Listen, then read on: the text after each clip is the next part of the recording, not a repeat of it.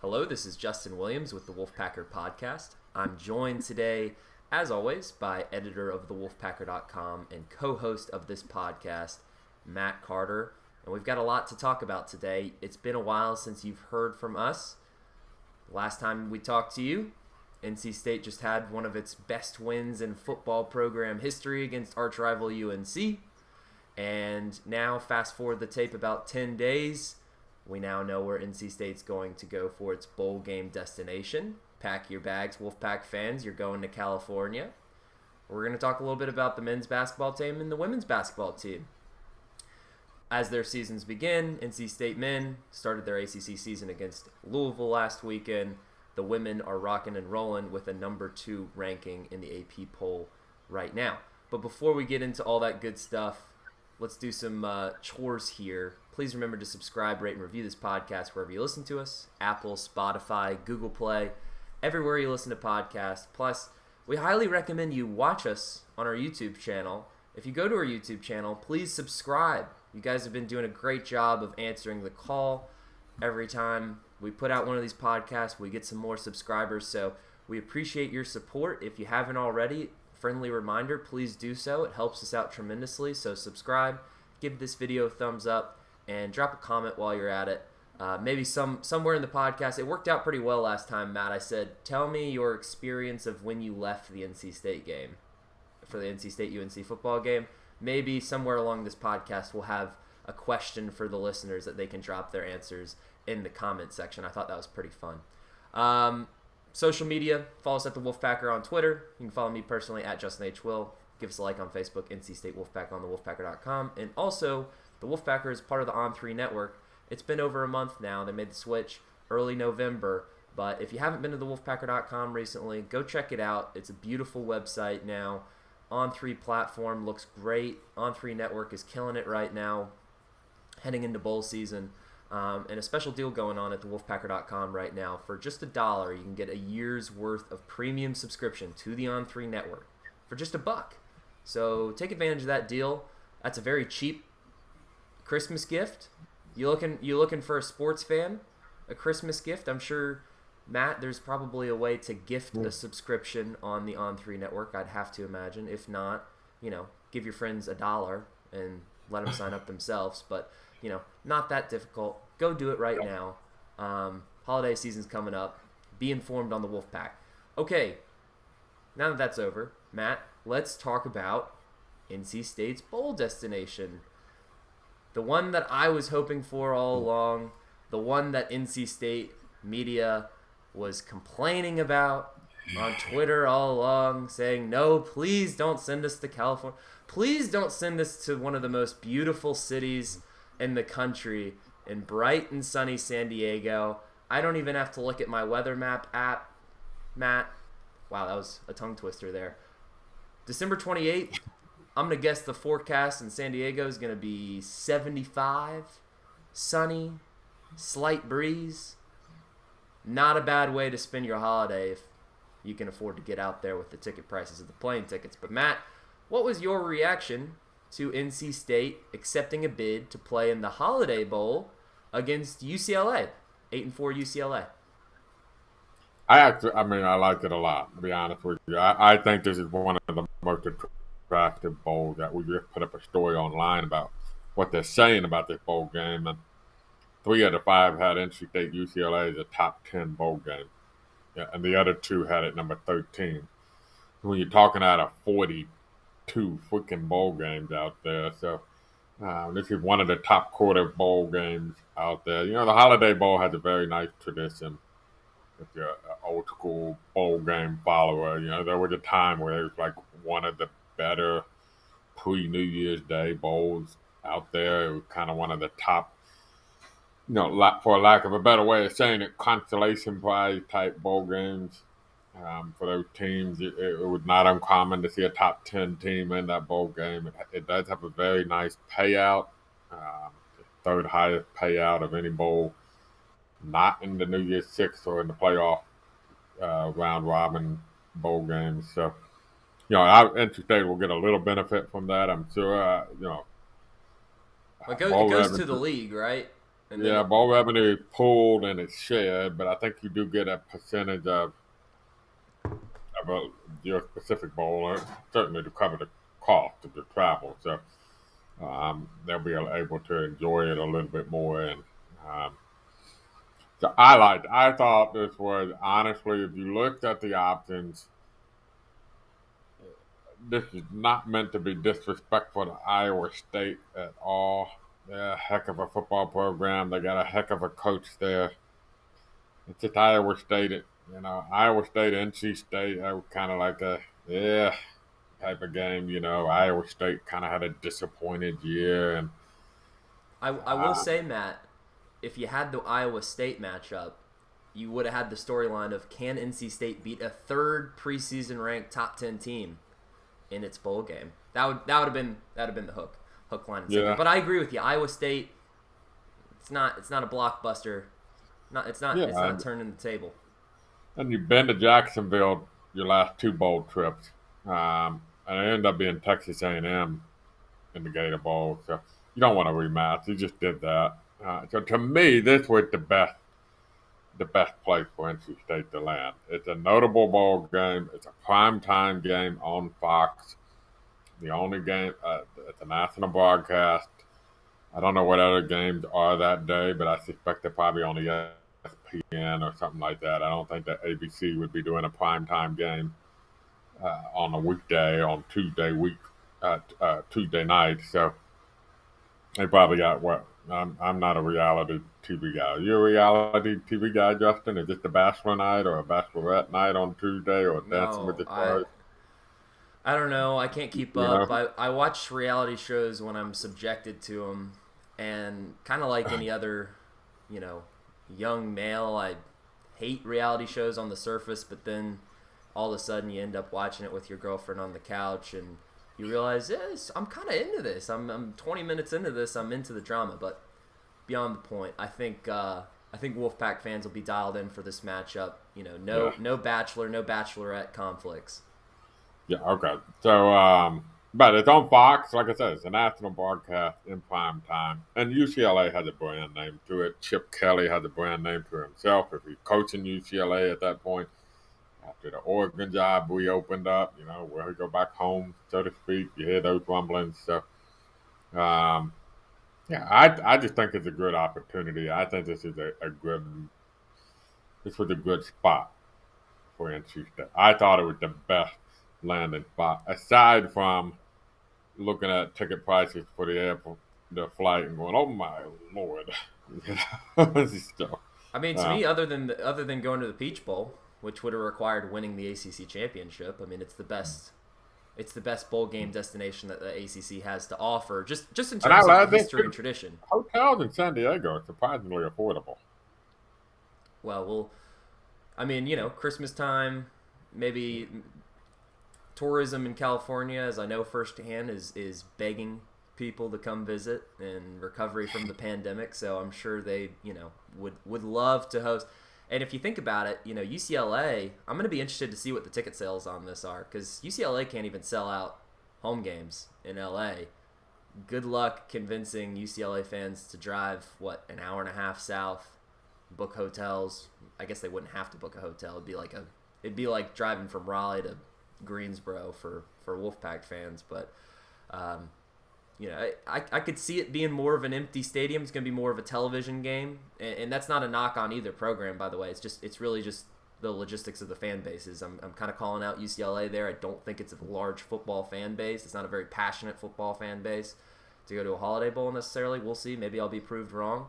NC State, I know, is very passionate. I expect Wolfpack fans to show out. I'm sure there will be plenty of Wolfpack fans asking Santa for trips to San Diego. But again, it's a long trip. It's completely understandable if you're a Wolfpack fan and you can't make it. So we'll see. But it's going to be really cool that you get to play in Petco Park. I think it's the first year that the Holiday Bowl's played in Petco Park. Isn't that right, Matt?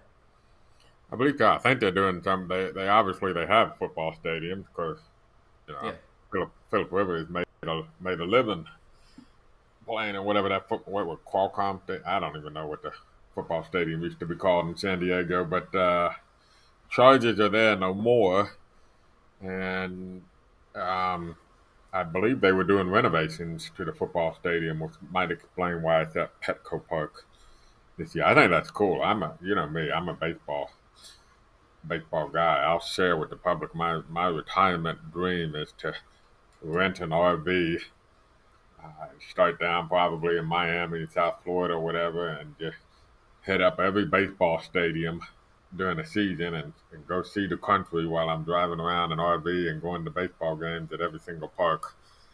Um, so I think that's really cool to If be you're a, playing it. look, if you're a Wolfpack fan and you can afford it and you can take the time off, I mean, it could be a really great little vacation for you. First of all, bucket list item. If you haven't been to Petco Park, I haven't been. I've never been to San Diego. I think I would say probably a lot of NC State fans have never been to San Diego.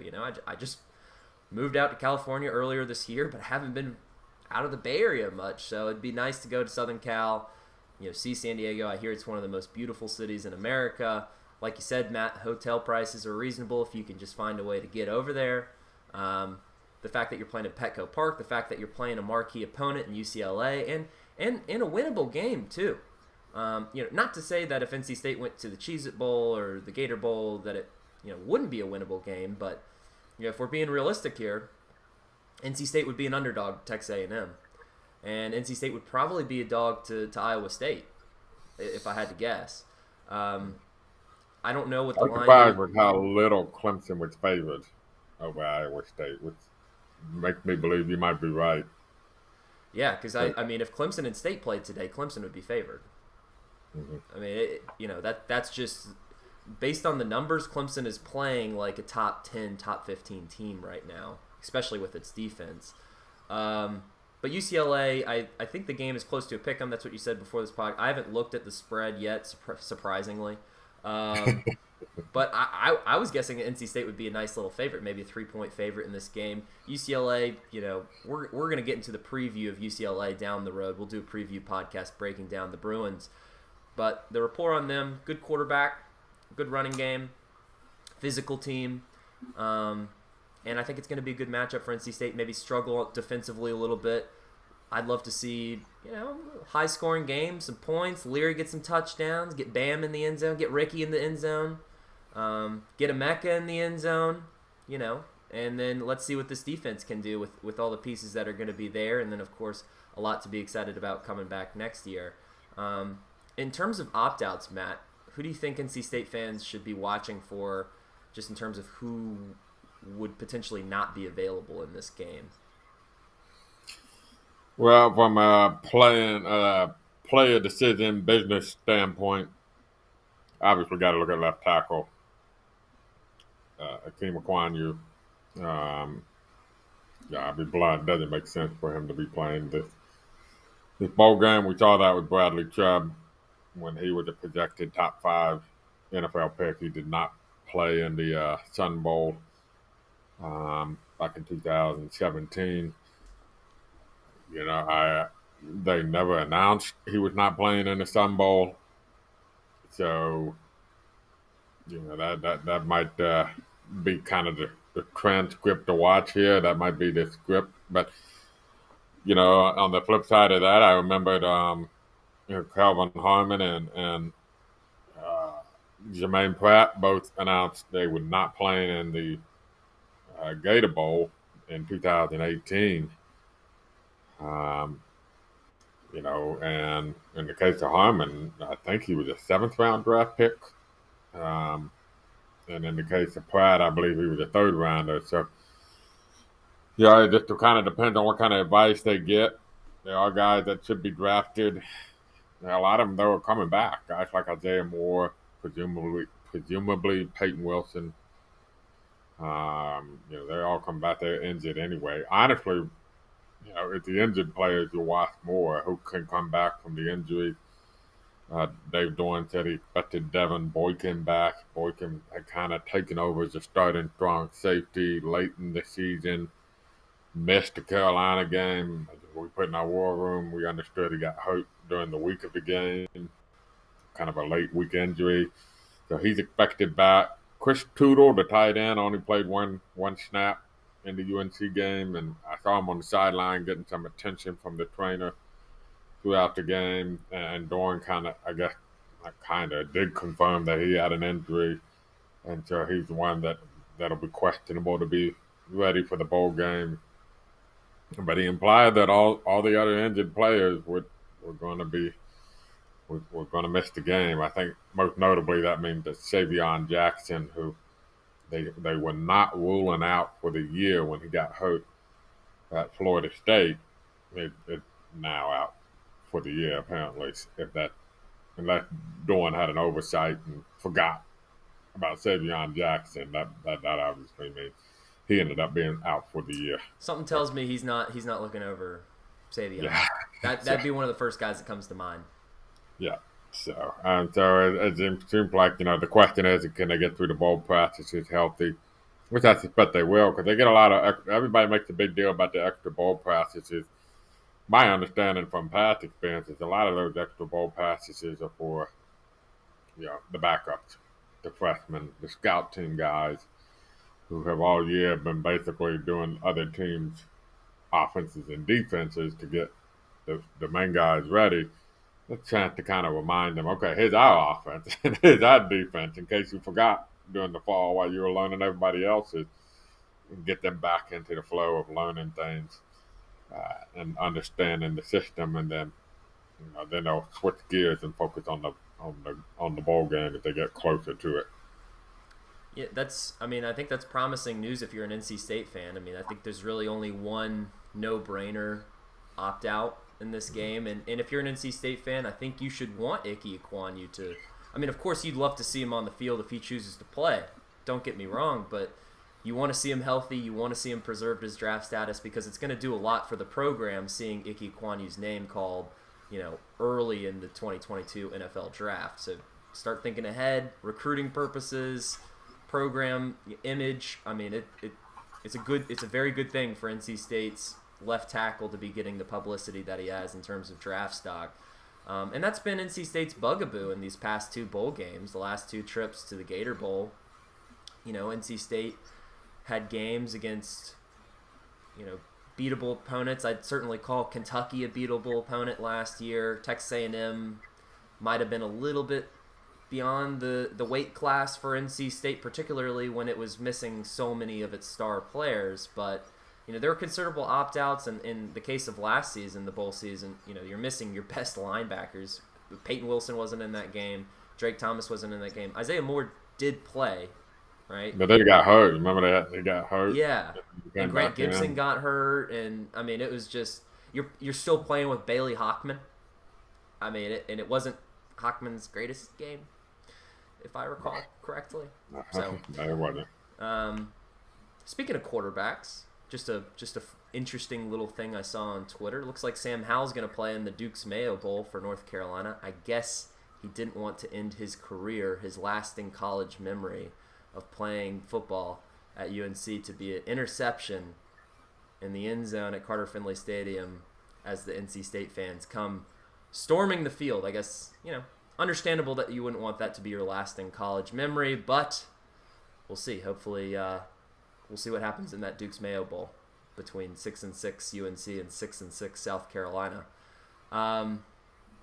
Anyways, anything else on the Holiday Bowl before we transition to basketball? I think it's an exciting matchup. I'm looking forward to it. I'm trying to make it out there for our listeners. So if you're a listener of the pod, if you're a subscriber to Wolfpacker.com, say something on the message board or shoot me a tweet or something. Would love to see Wolfpack Nation out there if I'm able to make it out to San Diego. We're still working out the logistics there. Anyways, Matt, anything else in the Holiday Bowl? Let's go to basketball. We can go to basketball.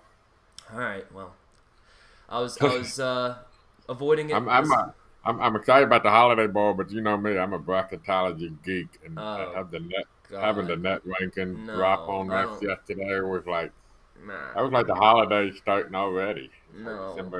December 6th. No, I can't talk about net rankings. I can't talk about bracketology in December, especially with this NC State team. And you know what? I love Texas NC Southern State. beating Florida and jumping up 100 spots in the net ranking. I don't care. I And don't. Now, I will say, great to see great to see Darion Sebron win back-to-back ACC Player of the Weeks. That's awesome. He's playing lights out. Terquavion Smith won an ACC Freshman of the Week last week. Great performances from him. Good to see the young freshman get a little recognition from the league. But, I think NC State fans would be making a smart mental move to not think about the NCAA tournament. Okay? This is not a tournament team. This is not a tournament caliber team. If we're being honest with ourselves. I'm not trying to knock the team. If Kevin Keats gets this team in the NCAA tournament, I don't want to hear another bad word about the man for 5 years. I don't want to hear another bad word about the man for 5 years because, look, you look around the league, the ACC sucks. I get it. It's going to be a fun team. They fight. They haven't been blown out yet, which they could have been against Oklahoma State. Could have been. Louisville could have turned into a blowout. They fought back in the second half. You love to see that. It's going to be a scrappy bunch. It's going to be a bunch that it's going to be a team that competes night in, night out. It's not going to be an easy out in the ACC, but it's just you're going to have to go in this ACC in this year. You're going to have to find a way to win like at least 10 conference games, and I just don't see it. But again, there's still reason to watch because you're seeing some great performances from some of these players, and who knows? I'm gonna have to talk up the Debbie Downer and be the I'm being realistic, Matt. I'm being realistic. I mean, I think it's an uphill battle for sure, but I do think, look, he played that Louisville game. Should have won the game. You had a 5-point lead. You had a 2-possession lead with less than 2 minutes, or with less than 3 minutes to go. Got a bad break. I did not think that was a foul from my vantage point underneath the basket on Ebenezer DeWiner. 5th foul, called for the reach in on, I believe, Jared West. I thought DeWiner reached in and got all ball. I think West slipped and fell because DeWiner is stronger than him. So when DeWiner hit the basketball, it caused West to lose his balance. DeWiner fouling out was huge. And I think one of the things I do want to talk about is the fact that right now they're struggling with depth. But you got to remember, you played that game without Casey Morsell. Good point. And you should have won. I mean, and I'm not even saying that NC State blew it. They missed some free throws, a couple of missed free throws that were very, Terquavion Smith on the 4-point play opportunity. That would have ended up being a big free throw if he had made it. But I think you just got to give Louisville credit. I mean, they're not a good 3-point shooting team coming into the game, and Noah Locke, who has been a good 3-point shooter in the past, makes one from nearly San Diego to tie the game up, and then, Matt Cross, falling into the courtside seats, hit the game winner with 28 seconds to go, and at the shot clock it's expiring. So, particularly on the second shot, you just kept the cap. All right, you beat us. That's what a good team does, and they made a great shot. I don't know, Terquavion maybe could have defended the pass a little better, but that's a low percentage shot he shot. He probably misses that shot 4 times out of 5. That was the one time he made it. Didn't Matt Cross make a similar shot last year when he was at Miami? He might have. That was the bad loss last year to Miami. I seem to remember. Because I covered that game. I was in the empty PNC arena for that game. Empty because it was COVID. And, Matt Cross had like the game of his season against NC State. Then he transfers to Louisville and has another great outing in PNC Arena. Maybe he just likes the rims in PNC Arena, but I'm with you, man. NC State didn't blow that game. In fact, you got to tip your cap to NC State for coming back and fighting in that game. Was it a 19-point game at halftime? 14. Okay, well, it felt like 19. I mean, sometimes you watch this team, and this is going to be the experience all year. You're going to watch this team, and almost every game you're going to have the urge to turn the TV off because it's going to be, 15-point game or 20-point game, and you're like, NC State has no chance to come back in this game. And the minute you turn the TV off, they're going to come storming back. You're going to check your ESPN app, and they're going to be down 2 with like 8 minutes to go. Keep watching these games. right? It's going to be a cardiac pack bunch. That's what I'm going to call this team, the cardiac pack bunch. But you look at the Nebraska game, the Louisville game, the Oklahoma State game, all three of those games, you're thinking early second half, there's a point where the other team has all the momentum. There's a double-digit lead. If you're an NC State fan, you're thinking, here we go. And Nebraska, in all three of those games, NC State fought back and made it a competitive game. You win the Nebraska game in 4 overtimes, which was, well, that was one that NC State fans will, I don't know how long they'll remember it. It was a memorable game. It was an ugly basketball game. Nebraska is a bad team. NC State is the better team than Nebraska. Yeah. I'll say that. I think Nebraska is a weird team because I think their top 2 or 3 players are actually pretty good, and then they know like complementary players. They drop off. It's pretty dramatic drop off, and honestly, I think that's somewhat what NC State dealing with right now is without Casey Morsell in particular. You got the starting 5, and then there's no Manny Bates, no Greg Gant, no Casey Morsell. Yeah, those are 3 of the oldest players, too, by the way. I mean, those are 3 juniors right there. In the case of Manny Bates, a redshirt junior. And you got Thomas Allen's been kind of, well, Kevin Keith said has been dealing with some plantar fasciitis. If you ever had that, that's a painful thing to deal with. And so, he's not probably near as effective as he wants to be or should be because you're basically down to a starting 5. And yeah, I thought in the Louisville game, they got, and it is a theme by all. I think they fell behind 14 to Oklahoma State, and I know they were down 14 to Nebraska. So they were down 14 to all 3 of those teams at some point. And then those are the 3 Power 5 teams they played this year. So yeah, there's some issues there. I did wonder if the Nebraska game played a hangover effect early in the Louisville contest, if there wasn't a little bit of dead legs, out there. It looked like Louisville was fresher, more ready for the moment. And so, yeah, but on the glass half full side of things, they were outscored Louisville 30-11 for about 12 or 13 minutes in the second half. There's nothing fluky about doing something like that. No. 30-11. And Louisville's an NCAA tournament caliber team.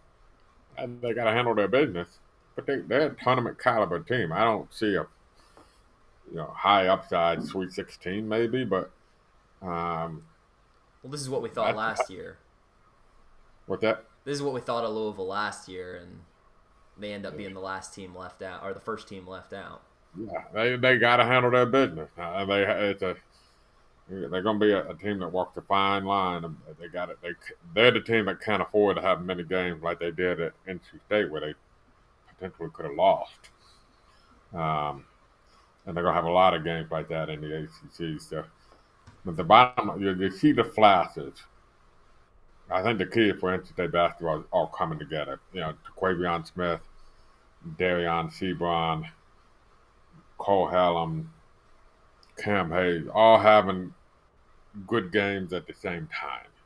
I don't know if we've seen that really this year. Maybe Louisiana Tech, which was a nice little win. I just don't know if we've seen a game where they all seem to kind of be clicking and having a good game at the same time. And then when you get Casey Morsell back, and hopefully Greg Gant back,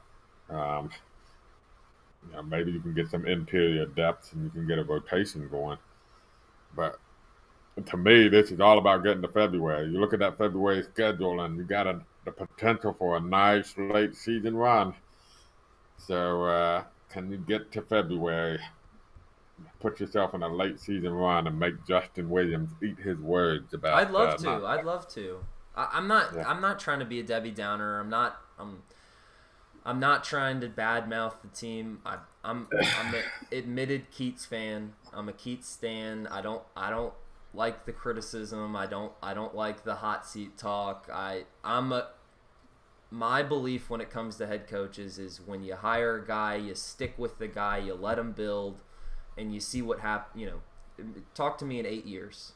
When you make a hire, it should be you should be thinking, we're not going to try to fire this guy within 5 years. Not saying that he's in any sort of hot seat right now, because if you have any type of basketball context, you look at this roster and you say he's doing the best he can with this roster. Okay, recruiting, big catch with that 5-star last week. It was a good day for him on last Wednesday when they beat Nebraska in 4 overtimes. They get Robert Dillingham, the 5-star from Kanye West. And quick note, Donda go to our YouTube channel. There's an outstanding breakdown of Robert Dillingham, the 5-star, done by one of our contributors at On 3. One of the reasons why we made the move to On 3. You're going to get, if you're a basketball junkie, go watch the video and you'll learn everything you need to know about Robert Dillingham game, like actual game. Like, this is what he's going to bring to the table for NC State. Maybe I'm going to save watching that video until I'm feeling bad.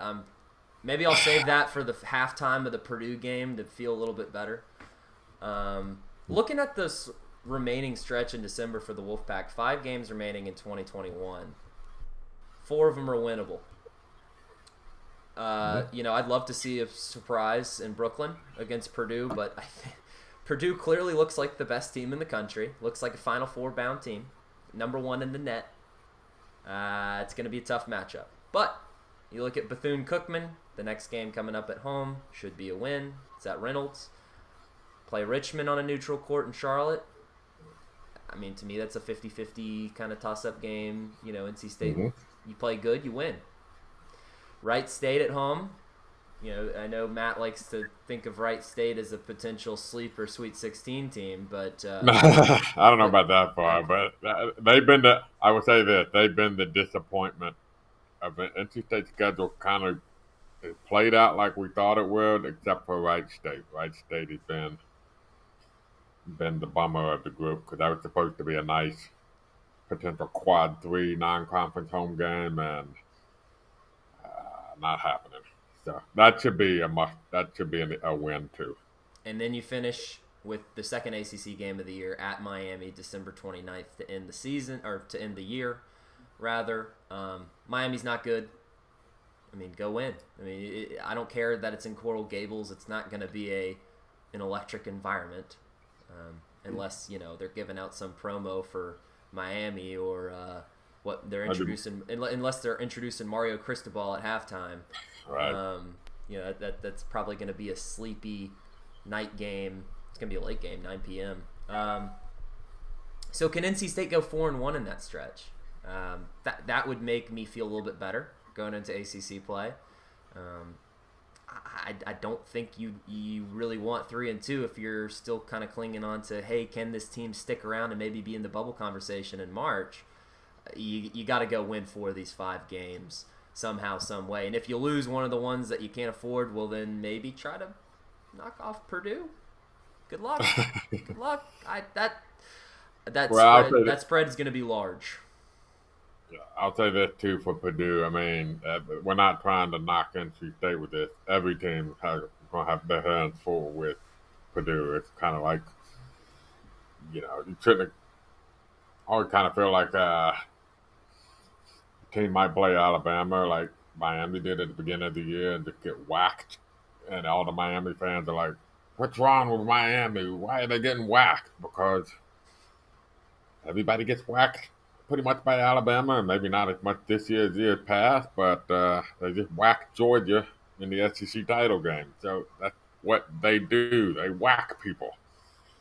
Purdue crushed Florida State by like 20-some points in the ACC Big Ten Challenge. So, I agree with you. If you can go 4-1, and of course that one loss being Purdue, that means you probably picked up a couple quad 2 wins by beating Richmond on a neutral court and by beating Miami on the road. And that's where you need to be. And then there's nothing daunting about the ACC this year, especially for NC State. They only get Duke once. And Duke is like the only team that looks right now like a team that can hold its own nationally. UNC kind of showing some flashes. They could be good. They could be good. Yeah. Virginia's been a major disappointment.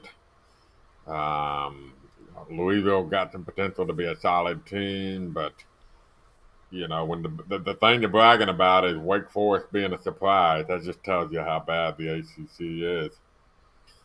Flip side of that, that means you got to win more of it because it won't count as much. It won't mean as much to have a nice ACC season. Um, and so then you got to hope wins like Louisiana Tech and Colgate and maybe Nebraska when they get fully healthy will hold up a little bit better. So I agree with you. Got to go 4-1, close out the month. And then, as I say, you look at that February schedule, just look at it real quick. You get Syracuse at home, you get Notre Dame at home, you get Wake Forest at home, you play at Pittsburgh, who's awful. Play at Georgia Tech. This isn't last year's Georgia Tech. You get BC at home, you get UNC at home. That's a heck of a setup in February for a run. But we'll see. Well, let's transition to a team we might be a little bit more excited about, Matt, and that is the Wolfpack women, who have now picked up 2 wins away from Raleigh against top 10 opponents, have won all their games except for the season opener against number 1 South Carolina at home, and NC State played South Carolina as competitive as anyone has this season. South Carolina also blew out UConn, who was number 2 at the time. South Carolina clearly looks like the best team in women's college basketball right now, but you know what? You know who's number 2? NC State. And NC State played South Carolina pretty strong and didn't think they had their best game against South Carolina at the beginning of the season. Of course, they were missing Jada Boyd, who I would consider the most athletic player on NC State's roster. When you play an athletic team like South Carolina, you need all the athletes you can on the floor. Clearly, they missed Jada Boyd in that game. Kayla Jones was still nursing an injury, played, but maybe wasn't at 100% in that game. And NC State's still finding its identity as a team. Where's Diamond Johnson fit into the rotation? She's clearly an excellent player. She's clearly one of the better players in the ACC, and for now, she's been coming off of the bench. That's a huge luxury to have. When NC State is healthy, it's a very deep team, but looking ahead to the ACC schedule, they start ACC play, let's see here. Well, next game at Pitt, that's the first one. Finish out the non-con against St. Mary's in Georgia, and then it's ACC play from there. My impression of the women hasn't really changed from the beginning of the year. I knew this was going to be a good team with Final Four hopes, but you go to the Bahamas and you outclass a Maryland team that was ranked number 2 at the time, 78-60. That wasn't a close game. And then you go up to Bloomington in the Big Ten ACC Challenge and you beat a top 5, I think at the time top 5 Indiana team by 8 points. And that was big for a lot of reasons because of course Indiana was the team that knocked the Wolfpack out of the NCAA tournament last year in the Sweet 16 in dramatic fashion. So that game was very personal to this team.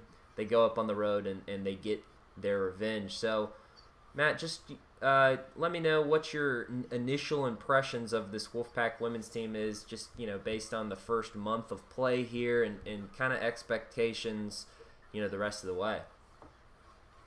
The thing that stands out to me is, Diamond Johnson has lived up to the hype as a premier guard. She's actually leading the team in scoring, even though she's technically not starting. They still have Raina Perez starting at point guard. There's just so much balance with this team. It might be hard for someone like Elisa Cunane to be ACC Player of the Year just because she's not going to put up numbers this year. Right now, she's averaging 12.7 points, 7.7 rebounds, but it's not because I don't think because of anything she's doing. I think it's because they just got so much depth and so much balance.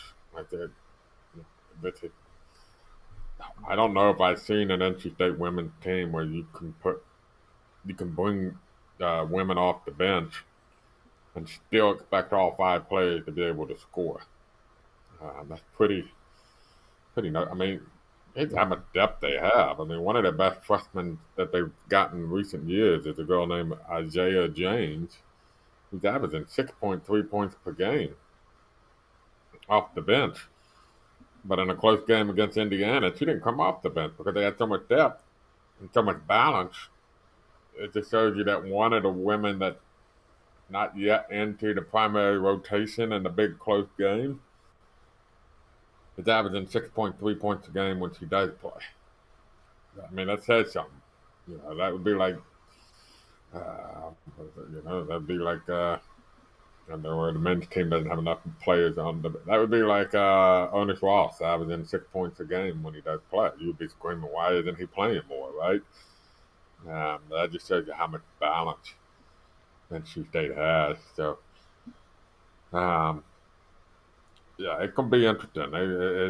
They're well set up. And you mentioned that South Carolina game. That was a 1-point game with like 12 minutes or 2 or 3 minutes in the third quarter, 12, 13 minutes left in the game without Jada Boyd and kind of Kayla Jones still working her way back. And Diamond Johnson did not play well that particular game. So you know that she would like to do better. Yeah, we got the big injury at Connecticut. Help me with the young lady. Paige Beckers. So she's out for a couple months. So you might be setting up for a clear top 2 teams in the country right now. Well, and one of them's NC State. How often have you been able to say that? Not often. I mean, you could have made an argument the last couple of years that NC State was one of, well, last year specifically. The first ACC championship, I feel like we remember that team a little bit more fondly than how good it really was, because we didn't get the NCAA tournament after the ACC championship. When you finish the season on a championship, it's like, well, that clearly is one of the best teams in the country. NC State, I think, would have been a 2 seed going into the NCAA tournament that year. Of course, they get the 1 seed last year. Totally on track for another 1 seed this season, assuming they take care of business in ACC play and stay healthy. But yeah, I mean, if you're an NC State fan, you have every reason to believe that a three-peat for the ACC crown is on the table. You've got multiple all-ACC candidates on this roster. You could make an argument that everybody in the starting 5 plus your 6th player off the bench are all ACC caliber players, and it looks like the ACC is getting a little bit better this year too. It looks like UNC and Duke are off to good starts, so maybe those could be some competitive rivalry games. We know in years past Carolina and Duke has been down in women's basketball, and men, women, doesn't matter. I think when all the Tobacco Road teams are good, it is a good thing for basketball, and it is a great thing for the ACC. So I'm looking forward to the rest of the season, hoping to catch a few more games here, because man, the time difference with the women's games are tough, because they already play the games earlier on weeknights, and then when you get the 3-hour difference, it's like 2 p.m. in the afternoon when the Wolfpack women are tipping off. Tough time to catch a game. But we will have more on the Wolfpack women, Wolfpack men as the seasons progress. And, of course, the Holiday Bowl. We will have more on NC State's bowl destination. We'll have a UCLA preview coming up soon. So stay tuned for all these podcasts. All the more reason to subscribe to our YouTube channel. Give this video a thumbs up. And here's the comment prop. Let us know if you're going to San Diego. Wolfpack fans, are you making the trip out to San Diego? If you are, when you going, who you going with, and if you're not, why are you not going? That's the prompt for the comment section. So Wolfpack fans, let us know if you're going to the Holiday Bowl in the comment section, and let us know why or why not. That'll wrap up this podcast. Twitter at the Wolfpacker. Go follow us. That's our main account. You can follow me personally at Justin H. Will on Twitter. And give us a like on Facebook, NC State Wolfpack on thewolfpacker.com.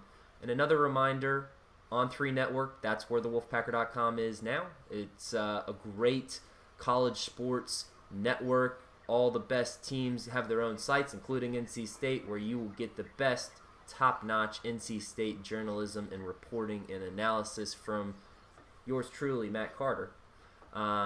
So go take advantage. And Justin Williams. I come off the bench. I'm like the Diamond Johnson of the Wolfpacker. I come off the bench and all I do is drop buckets. But no. Take advantage of the deal. $1 for a year's premium subscription to the Wolfpacker.com and the On3 Network. Like I said, the holidays are coming up. You're probably thinking, what can I get my cousin who's a big sports fan, but I don't want to spend a bunch of money on? How about an On3 subscription? That'd be pretty nice. It's a nice little stocking stuffer there. So that's going to do it for this podcast. We will be back soon. We appreciate your support. And also, remember to subscribe, rate, and review this podcast wherever you listen to us, Apple, Spotify, Google Play, wherever you listen to podcasts. So for Matt Carter, this is Justin Williams, and this has been the Wolfpacker Podcast.